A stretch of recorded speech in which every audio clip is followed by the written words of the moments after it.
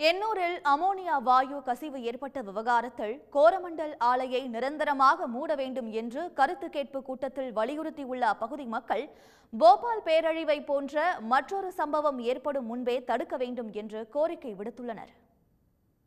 புயல் வெள்ளத்தின் போது சிபிசிஎல் நிறுவனத்தில் இருந்து வெளியேறிய கச்சா எண்ணெய் கசிவால் பாதிக்கப்பட்டு வாழ்வாதாரத்தை இழந்து வாடும் எண்ணூர் பகுதி மீனவர்களுக்கு அடுத்த பேரிடியாக வந்து விழுந்தது அமோனியா வாயு கசிவு. அடுத்தடுத்து நிகழ்ந்த அசம்பாவிதங்கள் இனியும் நடைபெறாமல் தடுக்கும் நோக்கில் வல்லுநர் குழு ஆய்வு செய்து வரும் நிலையில் எண்ணூர் மக்கள் பாதுகாப்பு குழு சார்பில் ஸ்லோ மோஷன் போபால் ஆகிறதா எண்ணூர் என்ற தலைப்பில் வாயு கசிவு பற்றிய மக்கள் கருத்து கேட்பு கூட்டம் நடைபெற்றது. ஓய்வு பெற்ற உயர்நீதிமன்ற நீதிபதி கண்ணன், ஆராய்ச்சியாளர் டாக்டர் கல்பனா கருணாகரன் உள்ளிட்டோர் தலைமையில் நடந்த இந்த கூட்டத்தில் பாதிக்கப்பட்ட பெண்கள் தங்களது சோகங்களையும் வேதனைகளையும் தெரிவித்தனர். பொல்யூஷன் ப்ராப்ளத்தினால தான் வந்துருச்சு, சரி அதை கியூர் பண்ணிக்கிறோம்னு விடுங்க. ஏன் சார் கேன்சர் வருது? 35-40 வயசு ஆனா எல்லா லேடிஸ்க்குமே கர்ப்பப்பை பிரச்சனை, கர்ப்பப்பையில கேன்சர், மார்பக பிரச்சனை, கர்ப்பப்பையில நீர் கட்டி, இதெல்லாம் ஏன் வருது? நாங்க என்ன எதனா பாவம் பண்ணிட்டோமோ? ஹாஸ்பிட்டல் போறதுக்காக தான் எண்ணூர்ல நாங்களாம் பிறந்திருக்கோமா சார்? அமோனியம் அப்படின்றது one of the richest source gas. அது வந்துட்டு ரொம்ப ஹார்ம்ஃபுல்லான ஒரு சோர்ஸ்னு எல்லாருக்குமே தெரியும். ஒரு சாதாரண ப்ராக்டிக்கல்ல அமோனியம் வச்சு ஒரு டெஸ்ட் பண்ண சொன்னா கூட 0.1 ml தான் யூஸ் பண்ண சொல்லுவாங்க ஸ்டூடெண்ட்டுக்கே.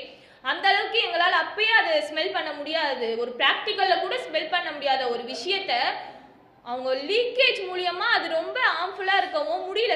யாராலையுமே முடியல. கண்ணெரிச்சல், ஸ்கின்னு ப்ராப்ளம் நிறைய வருது. அதனால வந்துட்டு சுவாச குழாயான பிரச்சனைகள் நிறைய வருது. சுவாச குழாயில கேன்சர் எண்ணூரை சார்ந்த மக்களுக்கு அதிகமா வருதுன்றதுதான் இங்க உண்மை.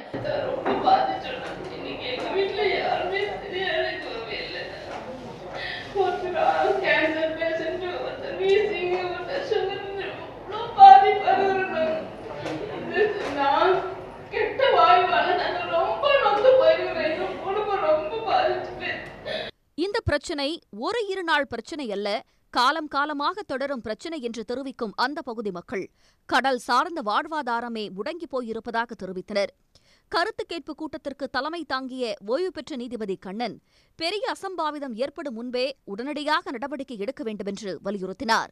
அப்சல்யூட் லைபிலிட்டின்னு சொல்லக்கூடிய விஷயத்திலலாம் வாட் ஹஸ் ஹேப்பன், எது கடைசியில் பின்விளைவு இருந்ததோ அந்த பின்விளைவுக்கு எது காரணம்னு கேட்க வேண்டிய அவசியமே இல்லை.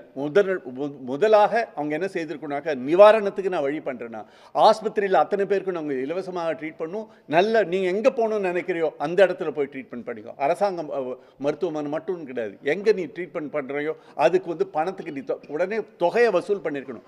கலெக்டருக்கு அதுக்கு அந்த வேண்டிய ஒரு அதிகாரம் இருக்குது. an interim compensation immediate necessary. Whoever is responsible for running that factory, he must be answerable.